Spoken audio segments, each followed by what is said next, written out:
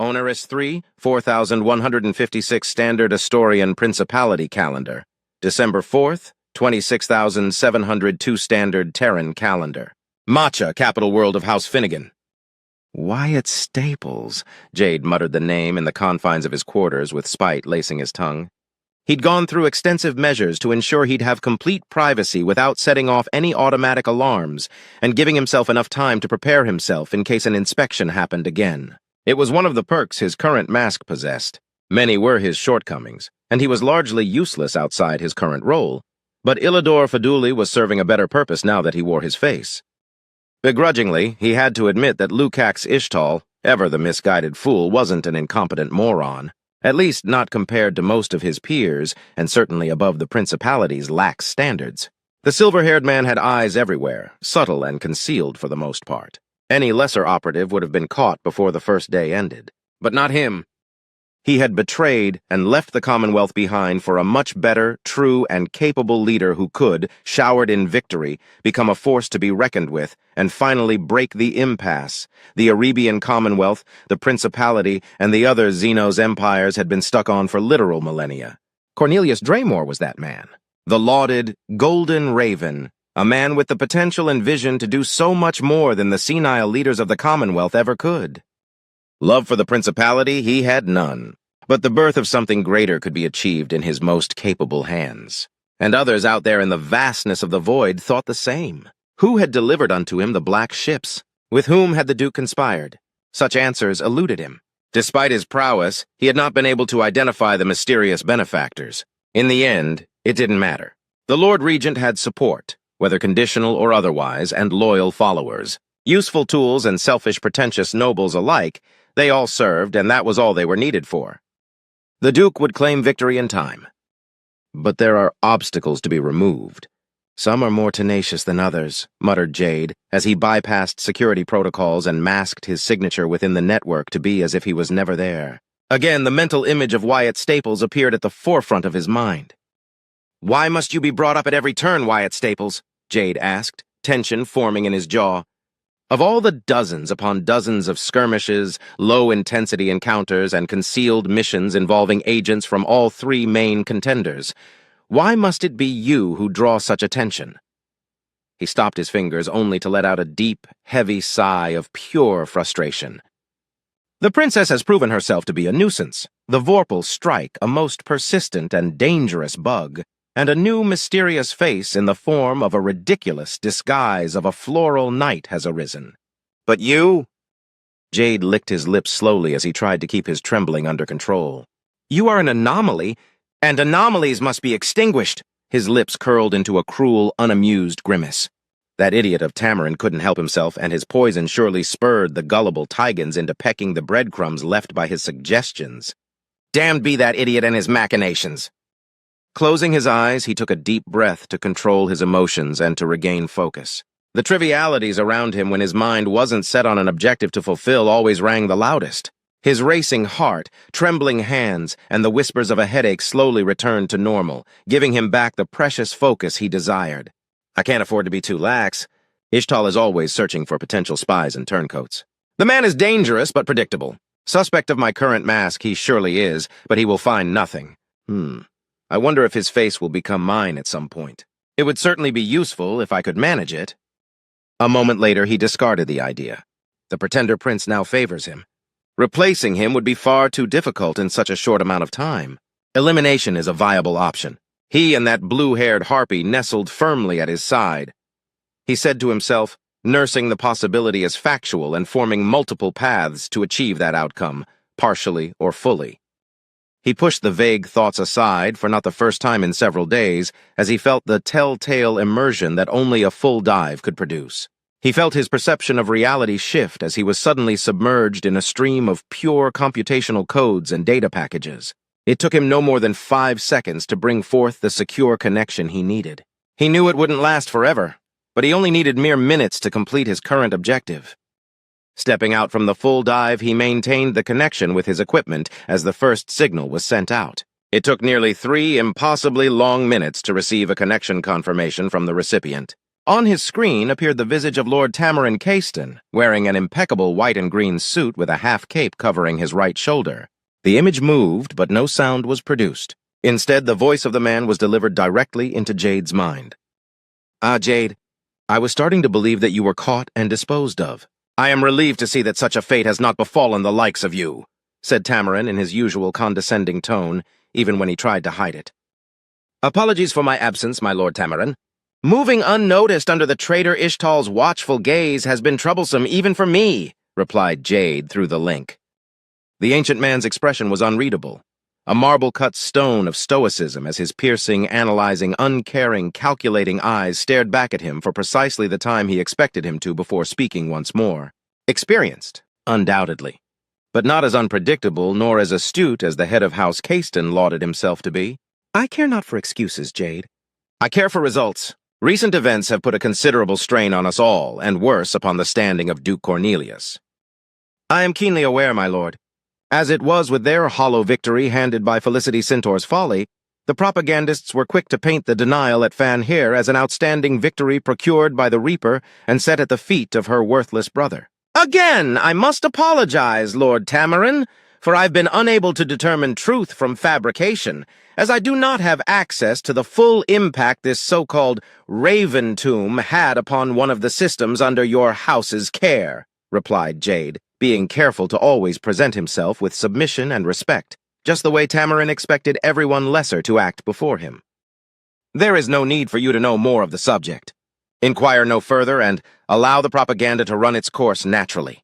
I've had one of my grandchildren and several other members of my house to run counter-narratives." "Your mission is another, Jade," countered Tamarin as he caressed his cane's top slowly. Jade frowned internally, hearing the unspoken question asked. "It'll be done as you command, my Lord Tamarin. For the glory of House Caiston and the guidance of the Lord Regent. Urgently, I must inform you that the weakling calling himself Prince has received confirmation that the first batch of ships, mere frigates and corvettes, produced in the Ferentis shipyards have left, and more will soon join them." Tamirin frowned as he hummed, diverting his gaze to the side. "How many ships?" 20 frigates and 12 corvettes. Destroyers will come with the second batch, a much larger one, according to the reports I've intercepted, my lord." He stopped there, waiting to see if the Marquis would inquire further. I expected higher numbers," commented Tamirin, tapping his cane a few times before making a dismissive motion. "It matters little. It'll take time for those ships to reach Finnegan territory, and even more time to allocate personnel to all of them. How have your efforts hindered the Pretender?" Jade spent the next 10 minutes giving Tamarin a detailed report of his most significant disruptive actions. They were laced with passion, and the vain, flowery results the ancient man enjoyed, oh, so much. His report concluded the way he'd planned from the very start. Nothing was permanently crippled. Actual useful nobles and a few commoners were shoved into obscurity or irrelevance, and tensions among houses and other high-ranking officers were as fractured as he could manage to make them with false reports, planted evidence, and interference without risking being discovered in the process. When he finished, Tamirin nodded a few times, pleased. "Given your circumstances, your reach has been more than acceptable, Jade. Continue on your work. Uncover their operations. Find a place close to their inner circle. Ruin them. For the Principality and House Caiston and the glory of the Lord Regent." "It shall be done, Lord Tamarin. Should matters of great importance arise or be uncovered, I shall contact you post-haste." "My loyalty is yours and yours only, Lord Tamarin," replied Jade. "Do so. I must attend to other matters of a personal nature." "Do not disappoint me, Jade," said Tamarin before cutting the connection. 3 seconds later, Jade's subservient facade broke, replaced by disgust. "Old fool. You will not be missed nor remembered once the Lord Regent takes his rightful place," muttered the man before taking a second full dive. The process was as simple as the first, and soon he found himself waiting, taking a sip of tea as he waited for a far worthier yet equally disposable tool to answer his call. Head on over to vox9.io right now to listen to the next episode of The Black Ship. It's free and easy to use. I've even added a direct link to my pinned comment below so you can listen right now, or as soon as you finish this latest part. See you over there. Less than a minute later, the screen shifted to show Andrew Caiston sitting with his hands resting on a desk. "So it seems you have eluded capture thus far, Jade." I do what I'm able within my capabilities and means, my Lord Andrew. Ishtal is vigilant, his focus steady, but not impossible to sidestep, replied Jade, slightly bowing his head in respect. Andrew hummed, nodding once. We were fortunate that Lukacs never desired to become head of his house. Otherwise, negotiations with House Ishtal would have been bloody, although that left his considerable skills and expertise in the service of the prince. Unforeseen consequences. Lamentable decisions, said the short-haired man.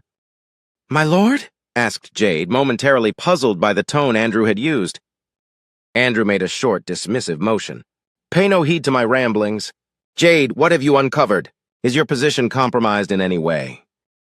Jade nodded. As you command, my lord. To answer your inquiries, Lord Andrew, I've been able to verify many interesting and vital details through extensive data correlation.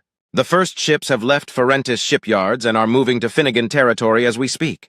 20 frigates and 12 corvettes in the first wave. Destroyers of likely the light, missile boat, and scout categories are to be dispatched in the second wave with more frigates and corvettes. I am unaware of further details regarding specific numbers at the moment, my lord. Andrew crossed his arms and frowned. House Ferentis shouldn't be able to produce ships of the line. Patrol-level ships. That's what they're building. The Royal Fleet shipyards under the Lord Regent's control are also producing ships, but only at a replacement rate. So we are both on the brink of what's acceptable without crossing the line. The prince is clever, if nothing else. A smirk appeared on his lips. Tell me, Jade, where are they producing small craft? Gunships, bombers, fighters. Internally, Jade smirked. What the ancient Tamiran had never bothered to see, his youngest son did without the need to prod at him. Yes, he was such a good tool. I was going to touch upon that subject next, my Lord Andrew, but it would seem that you are one step ahead as always, he praised, but only enough to stroke at his ego without appearing to be a sycophant. The significantly fewer and smaller shipyards of House Finnegan are producing their own ships, repairing the damaged vessels they have, and mustering their strength. Their civilian production has decreased by 80% in favor of producing vast numbers of small craft vessels. Primarily gunships and fighters of all models, with Seagull, Raptor, and Vulture models as their primary line. No doubt a suggestion made by Damien or Vashakati. Andrew's eyes narrowed slightly, then he took a deep breath. I do wonder where they'll find their pilots, let alone enough personnel to man their new vessels. At this point, I doubt there are many independent minor and lesser houses left in Finnegan territory that remain neutral. And with the addition of House Gimor into their ranks, my house is being surrounded. Unfortunate members, my kin in flesh and blood, no matter how distant, are being captured by the Reaper, and our forces spread so thinly that Raven Tomb so it fit to show his putrid visage so boldly. The prostitute will pay for her many crimes against your house, Lord Andrew, in due time. Alas, it is all the comfort I can provide, for not even I can directly interfere with the production lines without great risk of ousting myself. If you order me to set their industrial centers aflame, I shall do so, my lord, offered Jade, already knowing what the answer would be. Andrew's weakness. The gray-eyed man shook his head slowly, letting out a long exhale of suppressed air. You are of far more use to the Lord Regent and to me in your current position, Jade. Disturb what you can, maintain your mask, push away suspicion, and get as close as you can to the pretender prince. More than any other, you are my eyes amidst our enemies. Make their factions fight and bicker so they waste time and their attention is focused elsewhere. Understood, my Lord Andrew. Do you require me to give you an in-depth report? Jade asked, wondering if the man would entertain such a thing. His answer, however, was not what he expected to hear. What I require is an opinion from someone with a mindset such as yours, Jade, Andrew began as he leaned forward, uncrossing his arms. In your expert opinion, how dangerous do you believe Wyatt Staples to be? Forget his rise through the ranks or the favor from House Astor. As an individual, as a man, is he a genuine threat? For but a fraction of a second, Jade felt his composure break after processing the question delivered by the light brown-haired older officer. It didn't show in his face or eyes. His training wouldn't allow it. Neither did he allow the frustration, resentment, humiliation, and anger boiling within him to cloud his judgment. At least not completely. He is dangerous, my Lord Andrew. You've seen it yourself. Could he foil the plans of his Lord Regent? In a sense, he already has when his unworthy, lowly self intervened when he shouldn't have. A daring trick that ensured the survival of Redford Kalen, Cynthia Winfield, and Clara Astor. After that, He's proven himself to be a nuisance most difficult to expunge. Is he a threat to consider on a larger scale? I don't believe so. He is but one man, insignificant and expendable. He is no wise officer, sagely strategist, or clever tactician. Wyatt Staples is but a killer, cold and cruel, selfishly aiming to wash himself in glory and recognition. Nothing more. He can be killed, and should be eliminated when the opportunity arises, my lord," finished Jade with a solemn bow of his head. Andrew closed his eyes. "I see," he replied, choosing to remain silent for nearly a full minute until he opened his eyes again. "Carry on with your mission post-haste, Jade." "I shall do as you command, my lord." "My loyalty is yours and yours only, Lord Andrew," Jade replied solemnly. A second later, the connection ended. 10 seconds later, he hissed a name through gritted teeth. Wyatt Staples. It took the man half a minute to regain control of his semblance, but he couldn't help it. No one in his life had ever managed to land a wound as grievous as the so-called commoner pilot had. Insults were overlooked, petty acts and remarks meant nothing, and transgressions would be forgotten. The fulfillment of the mission, the ultimate goal, was all that mattered. But what he'd done was, he didn't have a name for it. He'd been bested by a mere menial, someone sitting at the bottom of the Principality's society, a nothing. How could he forget such a transgression? How could he overlook the weight and shame of such humiliation? And that same plebeian simply refused to stop interfering, showing his damnable face and making his name sound all the louder every time he reappeared. And now he was a gold ace. "No matter," he muttered. "He will find his end soon enough. Interlopers have taken his equally worthless bloodkin. I doubt he'll see them alive again." With that reassuring thought, he took a dive for the third and final time, making a new connection. This time, the connection was accepted just as he was about to take a sip of tea. Setting the cup down, he offered a sincere smile. "Greetings, Veronica. It is good to see you again." "The sentiment is mutual, Jade," said Veronica as she wore a plain tank top while a maid massaged her shoulders from behind. "I assume you've spoken to the two bears before me? The deluded warhound and the three-forked-tongued viper." "You assume correctly. Tamirin is, as ever, a self-serving parasite believing himself to be a mighty bear. Showing any modicum of respect is almost unbearable," confessed Jade in a tone that expressed both mockery and disdain. "Andrew is a better option, if lacking in the fields his father has mastered over decades. Alas, a useful hound he is. They have their uses." Expecting a quip, bloody reply that didn't come, he focused more on Veronica's expression. Her usual serene focus was gone. No, not gone. Was it fractured? Damaged? He didn't know what to call what he was seeing. Unlike so many, Veronica wore her emotions and thoughts on her face and eyes. Reading her was not only easy, but it also didn't require any effort on his part. But now, he couldn't understand what he was seeing. "Veronica, are you feeling well?" "You seem distracted," he asked, not softly but directly. "I am conflicted, I must confess," replied Veronica. "Zeta listens to all I have to say, but is devoid of any capacity to fully understand or give meaningful opinions. I trust none other enough to voice my concern. And I cannot ask my Lord Father, for I dare not intrude on his precious time with something so petty that impacts me alone," Veronica replied, touching her chin. "Will you humor me, Jade?" "But of course. Are we not friends? For if it is within my capabilities to aid you, I shall." "What troubles you, Veronica?" replied Jade, offering a confident, sincere smile. Veronica, in turn, smiled back, her gaze softening. "Thank you, my dearest friend. Let us waste no time meandering around the subject. The source for the conflict within me has a name uttered by my Lord Father himself, Wyatt Staples." Jade's left eye twitched slightly in response before he could reply. "Wyatt Staples. Are you certain that's the name the Lord Regent uttered?" Veronica frowned slightly. "Do you believe I would not pay attention when my Lord Father speaks?" He shook his head. "I did not imply such a thing, Veronica. Rather, I was expressing my surprise. For the Lord Regent to pronounce a man who's caused him no end of complications a symbolic wound to his rightful authority, and has aided the pretender Prince and the Reaper in yet another bold move that has further elevated him to a new height of status is, if nothing else, surprising, wouldn't you agree?" he asked, even though inside his stomach felt a void that nothing could fill. The blonde woman relaxed, humming as she nodded to herself a few times. "Then you understand my conflicted emotions, my friend. You understand this most troublesome predicament well." Without waiting for the man to answer, she continued. Wyatt Staples' life was forfeited the moment he dared go against the rightful claim of my Lord Father, his Lord Regent. Yet despite his now numerous transgressions, my Lord Father has expressed interest in him. Wyatt Staples, the Wolfhound, the Wraith. He intrigues my father.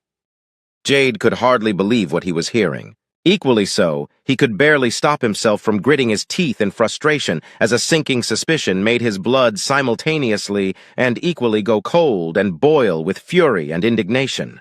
He has become such a figure that even the Lord Regent is mildly interested in such a man. Surely he has ordered his immediate execution on the battlefield. The green-eyed woman shook her head as certainty began to replace doubt. The opposite. My Lord Father, wise and forever perceptive beyond our dim-witted comprehension, has issued a direct order that should our forces encounter in combat the fleet under the direct command of Clara Astor, and of particular interest, Baron Wyatt Staples, be captured if at all possible so he may determine their fates in person.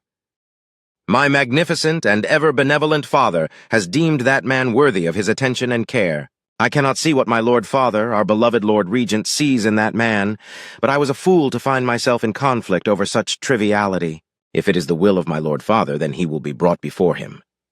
With a satisfied, relieved, and sincere smile, she let out a soft sigh. Thank you, my dearest and true friend. Please remain alive and bring the ire of my Lord Father upon his enemies to the best of your abilities. Serve our Lord Regent as you have now. When she was done, Veronica simply cut the connection, leaving Jade stunned. Wyatt Staples, he muttered several moments later. It seems that if you are to be eliminated, that duty will fall upon my hands. But not now. Not today. Eventually. I'm nothing if not patient. Those words did little to quell the maelstrom within him. Volantis, fire, House-errant Grand Palace. Viscount Ucum Errante was slumped in his favorite chair. His wife and his closest offspring were also present in his private studio. For once, his beloved wife, Baroness Mistra Errante, was missing a glass filled with one of her many favored alcoholic beverages, something that before he'd thought as inconceivable was now a reality. She'd drunk so much due to the events of the past weeks that she now abhorred it. That, however, didn't take away from her almost miserable expression, an odd blend of relief and pure emotional and mental fatigue. She wasn't the only one, as he had only to look into a mirror to see that same expression. There was no need for that, however, as the expressions of Tegan and Neolo shared the same fate. Only Onira had a passing semblance of dignity, and only because she'd avoided involving herself too much in the whole debacle. Other members of his house and branches were faring no better now that the extent of what had transpired was widespread across not only House Errante, but the entirety of Volantis and beyond. The only silver lining is that fortune has not yet abandoned us completely, said Tegan. Warlow Pincer is with us, and House Guimore has not acted against us beyond a strongly worded reprimand. So we should be content to retain our heads, holdings, and station, brother? Is that what you're trying to insinuate? Asked Onira. Insinuate? Scoffed Tegan. I'm declaring it as such. We were beyond fortunate. Tegan is correct, Onira, added Neolo. He was used, we were blindsided, a royal agent perished, and an unknown party made not only us but members of a great house look like idiots. The consequences of this debacle could have been much more severe. So yes, we are fortunate. Not all is lost yet, said Mistra, turning to her husband. We have Warlow Pincer. We can still make use of him.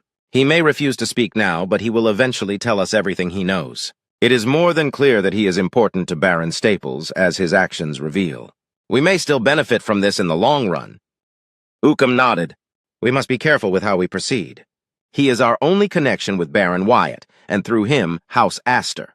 We will be compliant. We will treat the old man with more respect than a mere commoner deserves. We shall profit from this, one way or another. We will... His planning was interrupted by a heavy, desperate knocking outside his studio's doors. Annoyed, Tegan walked to the door and opened it brusquely, revealing one of their many servants. Glaring at the well-dressed commoner, Tegan smacked him across the face, sending him to the ground and making him spit a couple of teeth in the process. You had express orders not to interrupt us, Tegan half-shouted, glaring at the terrified servant who wasn't prostrating himself before him. The plebeian wasn't even looking at him. Following his gaze, he saw 6 honor guards around a woman, all of them bearing the sigil of House Guimore on their chests. Tegan began walking back slowly, terrified as the woman at the center of the formation stepped forward. His siblings and parents moved to him, surprised by his abrupt reaction. They all froze as the woman entered the studio, unimpressed. They held a staring contest that lasted for 10 whole seconds, with the Orontes wondering if they were all sharing one collective hallucination. When the woman raised an eyebrow and cleared her throat, the 5 Orontes immediately dropped to a knee in the presence of an envoy of their patron house. "Welcome to Volantis, my lady. You honor us with your presence this day. Davayu, what can I, Viscount Uken Errant, head of House Errante, loyal vassal of the magnanimous House Gimor, and loyal subject of His Majesty the Prince and the Asturian Principality, do to answer the call of House Gimor?" Satisfied, the envoy cleared her throat again before pulling a small scroll of paper from within her ornate and masterfully made ceremonial armor. "Lord Uken Errante, it is by this missive that I, Marquis Ibrahim Gaimor, head of House Gimor, inform you that as of the moment my envoy delivers this message, Sergeant Warlow Pincer is no longer part of your staff and no longer under your protection. By order of His Majesty, our liege, the legitimate prince, Sergeant Warlow Pincer is to be handed to my envoy for safeguard and prompt transportation to Macha. Glory belongs to the intrepid." "That is all," finished the envoy. Then, before any of the 5 stunned Orontes could say anything, she continued. "Your aid will not be necessary. Your servants shall guide us to our charge. House Gimor appreciates your cooperation, Lord Ukem. Loyalty is its own reward." "Loyalty is reward," Ukem managed to mumble out as he saw the envoy turn around and leave with her 6 Gimor honor guard. Once they could no longer hear the armored footsteps echoing through the halls of their palace, Onira was the first to stand up and brush off her dress. "I suppose this means I'm not to seduce Lord Staples anymore? Truth be told, I'm relieved. The man is beyond frightening and unappealing to my eye." Ukem, lacking control of his body, could only laugh as all his plans collapsed before they had a chance to begin.